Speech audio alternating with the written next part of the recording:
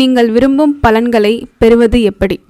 தோல்விக்கான முக்கிய காரணங்கள் இவை: நம்பிக்கையும் அதிக முயற்சியும். ஆழ்மனது வேலை செய்யும் விதத்தை புரிந்து கொள்ளாமல் பலர் தங்களது பிரார்த்தனையின் பலன்களை தானே தடுத்து விடுகின்றனர். உங்கள் மனம் வேலை செய்யும் விதத்தை அறிந்தால் உங்கள் நம்பிக்கையின் அளவு கூடும். ஒரு எண்ணத்தை உங்கள் ஆழ்மனது ஏற்றுக்கொண்ட உடனே அதை நடைமுறைப்படுத்த துவங்குகிறது. ஆழ்ந்த மனதின் ஆன்மீக விதிமுறைகளை நகர்த்தி தன் வலிமைமிக்க வளங்களை நாம் நினைத்ததை சாதிக்க உபயோகப்படுத்துகிறது. இந்த விதி நல்ல மற்றும் தீய எண்ணங்களுக்கும் பொருந்தும். அவற்றை எதிர்மறையாக உபயோகித்தால் பிரச்சனை, தோல்வி மற்றும் குழப்பங்களை கொண்டு வரும்.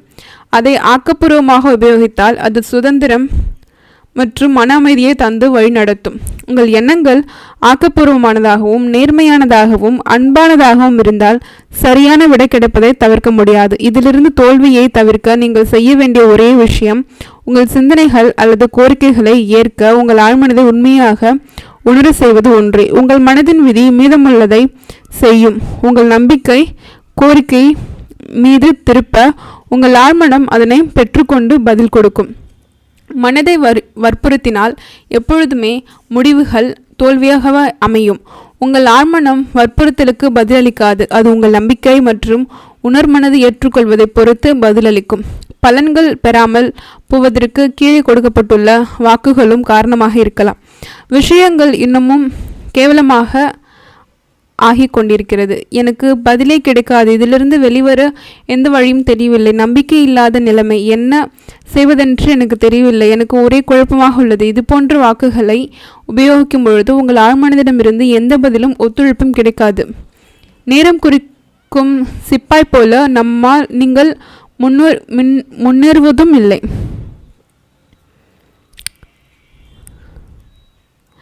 பின்னால் போவதும் இல்லை. வேறு வார்த்தைகளில் நீங்கள் எங்கும் போய் சேர்வதில்லை. நீங்கள் ஒரு வண்டிக்குள் ஏறி 5 நிமிடங்களுக்குள் அதன் ஓட்டுநருக்கு 5-6 வெவ்வேறு விதமான ஆணைகளை இட்டால் அவன் குழம்பி போய் உங்களை எங்குமே கூட்டி செல்ல மறுப்பான். உங்கள் ஆழ்மனதுடன் வேலை செய்வது இது போன்றுதான். உங்கள் மனதில் தெளிவான எண்ணம் இருக்க வேண்டும். சலிப்படைய செய்யும் நோயிலும் ஒரு தீர்வு இருப்பதாக ஒரு திட்டவட்டமான முடிவிற்கு வர வேண்டும். உங்கள் ஆழ்மனதிற்குள் இருக்கும் அளவற்ற ஆற்றலுக்கே விடைகள் தெரியும். உங்கள் உணர்மனதில் தெளிவான திட்டவட்டமான முடிவிற்கு நீங்கள் வந்தவுடன் உங்கள் மனது உறுதி செய்து கொள்கிறது. உங்கள் நம்பிக்கையை போல் நடக்கிறது. சுலபமாக செய்து முடிக்கலாம். ஒரு முறை தன் வீட்டு உலையை சரி செய்ய வந்த ஒருவன் $200 கேட்பதற்கு ஒரு வீட்டின் உரிமையாளர் அவனை கடிந்து கொண்டார். அவனும் நான் மாற்றிய ஆணிக்கு $5, அதில் என்ன தவறு நிகழ்ந்திருக்கிறது என்பதை அறிந்து செயல்பட்டதற்கு $195 என்றான். அதுபோலதான் உங்கள் ஆழ்மனமும் தலை சிறந்த அனைத்து ஞானமும் கொண்ட ஒரு மாஸ்டர் மெக்கானிக். அதற்கு உங்கள் உடல் மற்றும் அதன் உறுப்புகள், உங்கள் வாழ்க்கை பிரச்சனைகள் அனைத்தையும் தீர்க்கும் அறிவு உள்ளது. நல்ல ஆரோக்கியம் வேண்டும் என்று ஆழ்மனதிற்கு ஆணையிடுங்கள். ஆழ்மனது அதை செயல்படுத்தும். ஆனால் நீங்கள் இதை கூறிவிட்டு பதட்டம் ஏதும் இல்லாமல் ஓய்வாக இருக்க வேண்டும். சுலபம் செய்து காட்டும் எப்படி நடக்கும் என்ற விளக்கங்களுக்கு செல்லாதீர்கள்.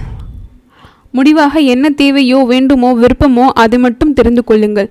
உங்கள் பிரச்சனைக்கான நல்ல மகிழ்ச்சியான தீர்வு உணருங்கள்.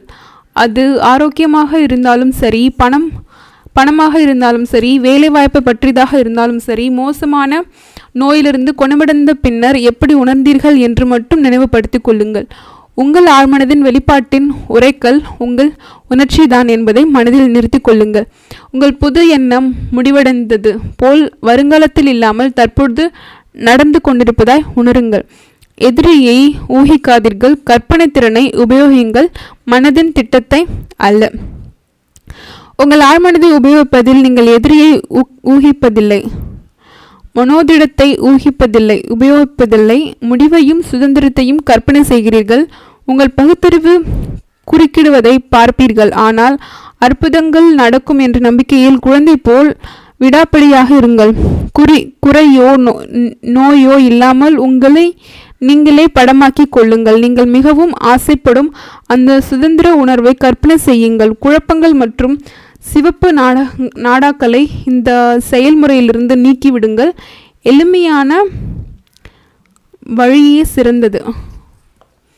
கட்டுக்கோப்பாக கொண்டு செல்லப்படும் கற்பனை எப்படி அற்புதங்கள் புரிகிறது. உங்கள் ஆழ்மனதிலிருந்து பதிலை வரவழைக்க அற்புதமான வழி ஒழுக்கமான அல்லது விஞ்ஞானபூர்வமான கற்பனையே.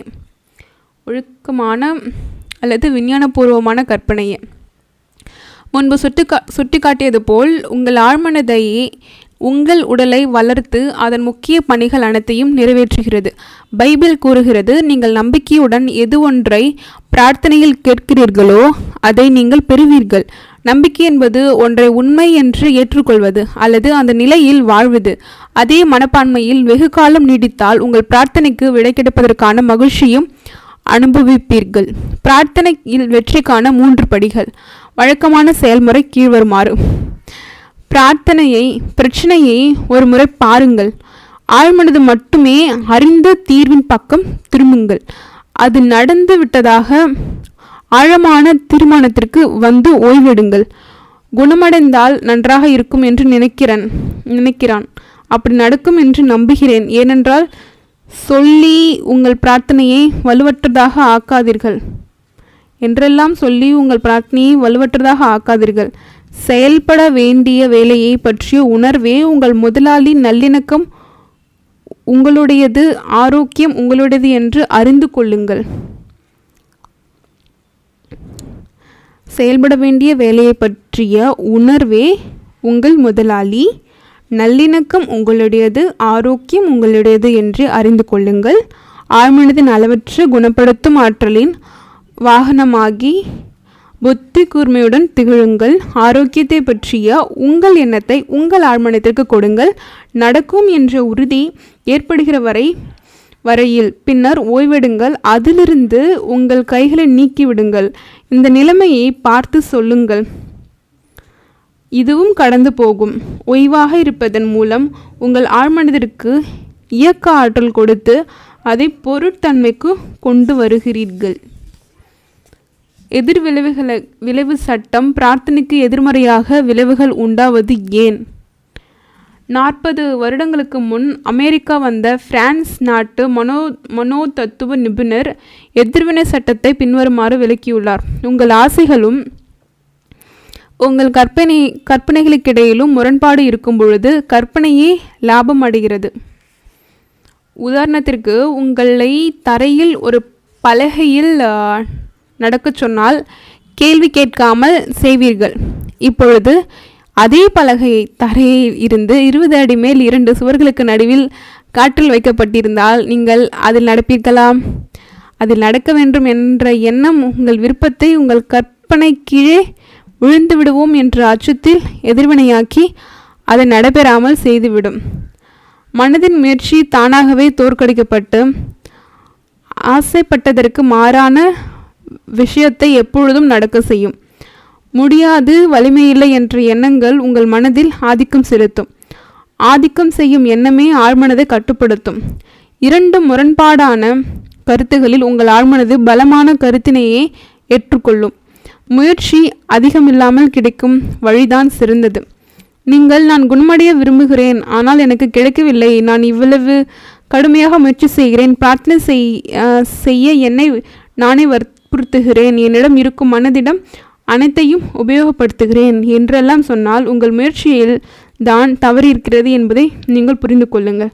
உங்கள் மனத்திடத்தை பிரயோகித்து ஆழ்மனதை கட்டாயப்படுத்தாதீர்கள்.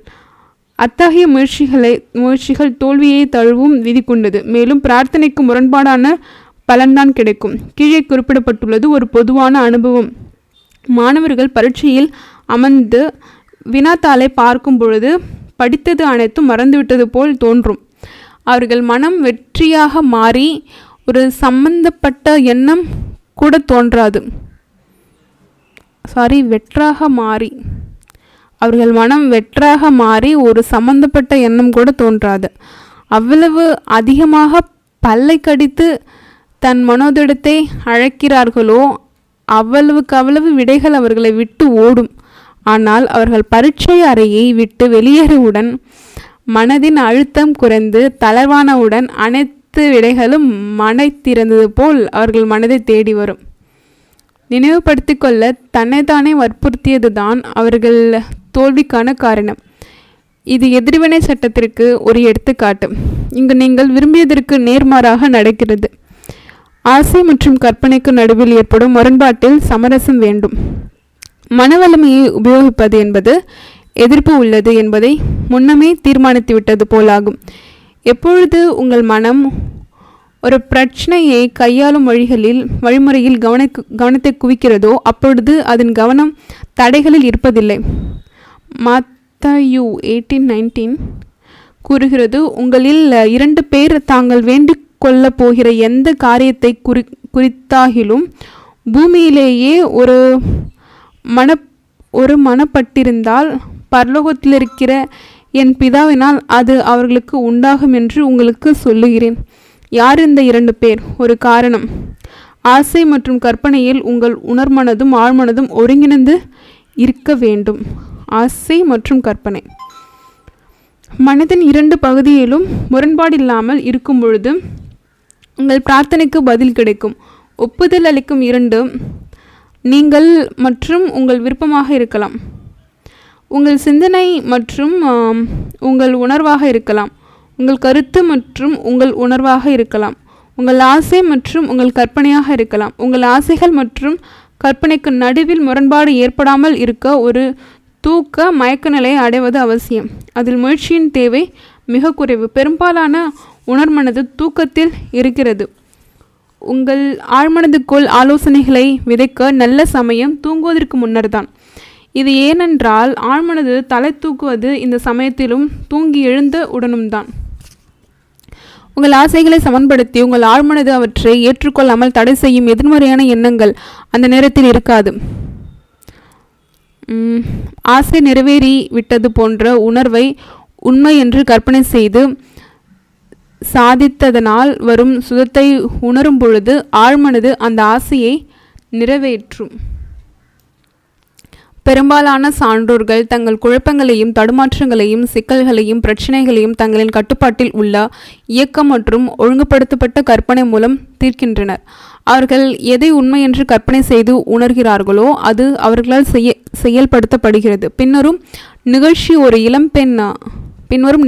ஒரு இளம்பெண் எப்படி தன்னுடைய ஆசைகளுக்கும் கற்பனைகளுக்கும் இடையே உள்ள முரண்பாடிலிருந்து வெளிவந்தாள் என்பதை தெளிவாக கூறும்.